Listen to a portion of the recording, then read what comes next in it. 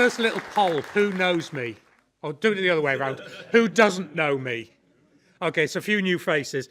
Yeah, Cherry and Digital Security by Design, as we started, I started 2018 on the back of some collaborations between ARM and Cambridge, which is obviously where the tech came from.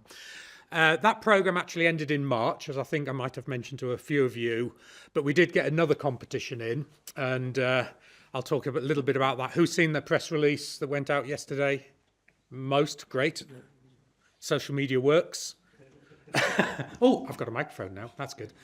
But the other part is obviously I'm part of the university here as well. So first of all, welcome to Manchester University. You can imagine the poor students historically living in here and coming to lectures. They don't do that now. They get that big black building over there. This is more of an innovation support centre. So I'm pleased, and Luca and his team, thank you for organising, finding the Alliance, and even better, thank you Alliance for taking on bringing people together with the hub office, the centre as well, because obviously those were things we did in DSDB but don't anymore. So it's great to see things moving forward. But yes, as the academic here, I've been obviously, well, not obviously, but building a MSc course on hardware cybersecurity, and it was actually quite interesting to go back in time and look at where the problems originated. Where was it that we can actually point back in time to things that we have in our computers today, way back? So who can think of what the very first one was and what decade? Who thinks it was in the 70s? 60s? 50s? Anybody in the 40s? Yeah. So I think it goes back to von Neumann. Okay? 1945, with his model, and the idea that he has a single memory in which code and data live. All right, so I think that was our original sin of computing. I think Harvard tried hard subsequently to separate them, but it was too late. Software had already found its way in to doing things the way it assumed. And one of the things it was doing actually comes out of Manchester here. And the idea was that when you write that very first program and you don't have a pointer or any way of indexing memory, how on earth do you iterate through a sequence of values? Anybody got a shout out an answer to that one? If you haven't got a pointer or an index, how do you iterate through a list of numbers in memory to add them up? Self-modifying code. All right, so good old von Neumann, the fact that you could self-modify your code, that your instructions were data, got ingrained in the very first programs that the poor people here did. Now, they obviously realised the errors of their ways, and by 1947 came up with a B-line register, which was the very first index register, which got rid of the need to have self-modifying code. But guess what, guys? In 2 years, it was too late. There was too much software that had self-modifying code. And within a couple of years, COBOL came along. Okay? And COBOL had their modify, I forget the exact instruction, but basically could self-modify code. Which decade did COBOL drop the ability to depreciate, not drop, self-modifying code? Decades. 2000s? Later or earlier? 90s, 80s, 70s, 60s, it still got it. Yeah. Yeah, exactly. Now, obviously, there are still fairly important systems running COBOL. Most of our mainframe, I think, health service databases are still COBOL-based database systems. They did actually depreciate it in 1985. Okay, so it was 40 years of basically that being the preferred mechanism of programmers to iterate through arrays because of 1946's work here. Okay, that's how long it takes to change hardware architecture to actually do something meaningful. Now, it wasn't actually until the late 60s was there enough index registers and obviously the subsequent general purpose register did they start thinking about, actually, we don't need this self-modifying code yet. And there's this thing called a branch predictor coming into the microarchitectures, which really, really doesn't like programs fundamentally changing their flow without us knowing it. So eventually by the sort of the 80s, 90s, we were moving on from self-modifying iterating loops into languages such as C in the 70s. Yeah. And it basically had already inherited a certain characteristic of that flat memory. So obviously the linear array of memory became a fundamental model of a computer in the 70s then as well. But the other thing they inherited and didn't change was the pointer. Okay. Yes, the compiler gave us an abstraction, so if you're iterating over integers, it'll jump 4 bytes and things like that. But fundamentally, because of the early cost, that was the other good question I'll be asking my students. How many transistors did the first computer have? Programmable computer? 0. Yeah. It's quite an interesting, it wasn't for quite a long time, a couple of decades, until computers were not just valves and diodes. So it's quite an interesting step there. But what they didn't change at that step was the cost of actually implementing a programming ISA. All right.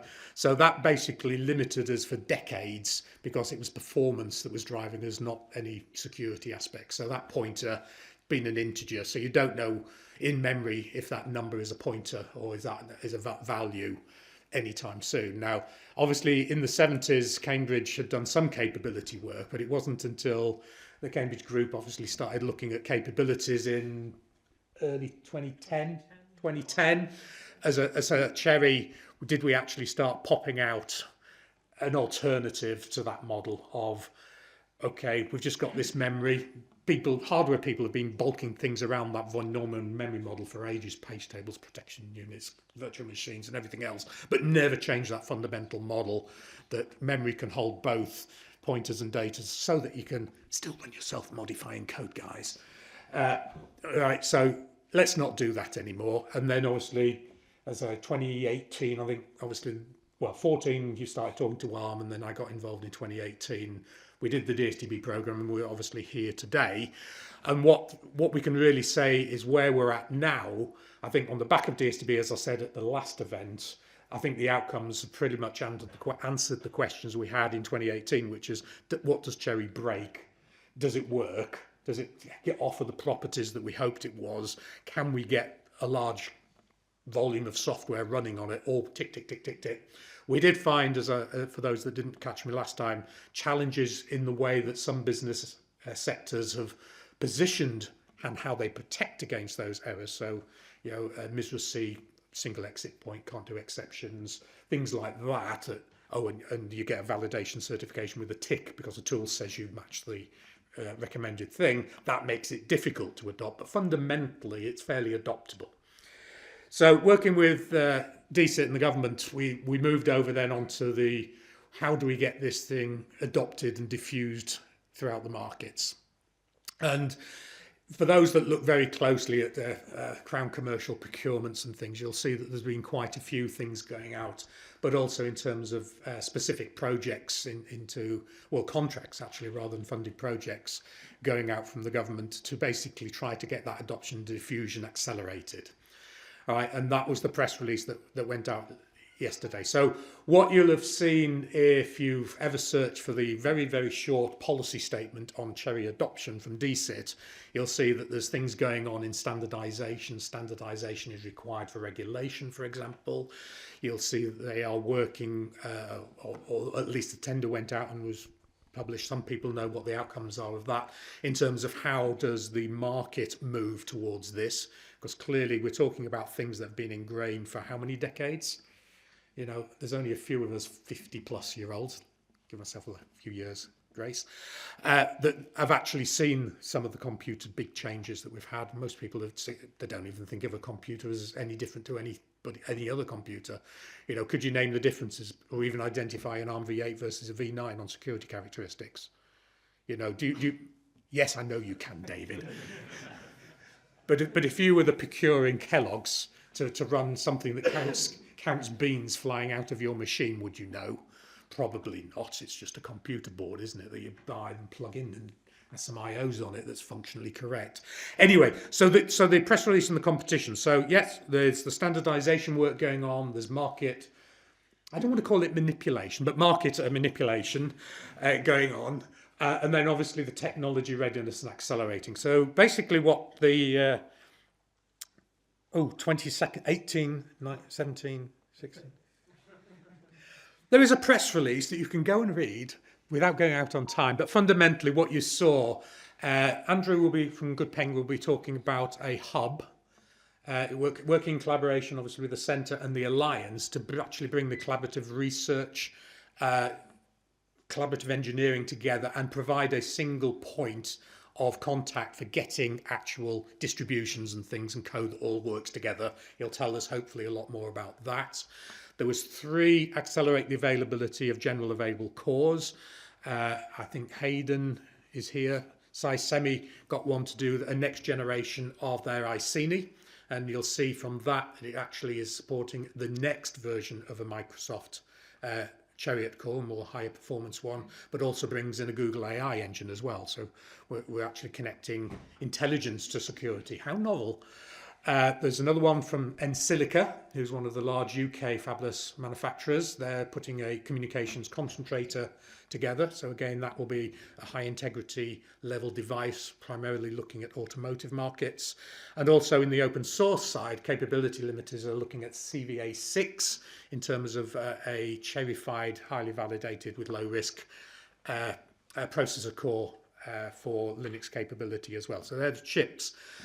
I probably can't remember all the software ones, but you'll see basically a mix of operating systems and critical stacks coming along there as well. So, you know, do for the people that have been building their own repositories, let Andrew know, because they could be integrated into a central distribution. Obviously, we've got a long list of them anyway, but if you've been working without DSDB's knowledge, it would be useful to know that they're around so we can at least point to them, if not integrate them into distribution. I'm now well over time, I think. Is that right? I'm over time? Yeah. So unless there's any quick questions for me, I am here all day.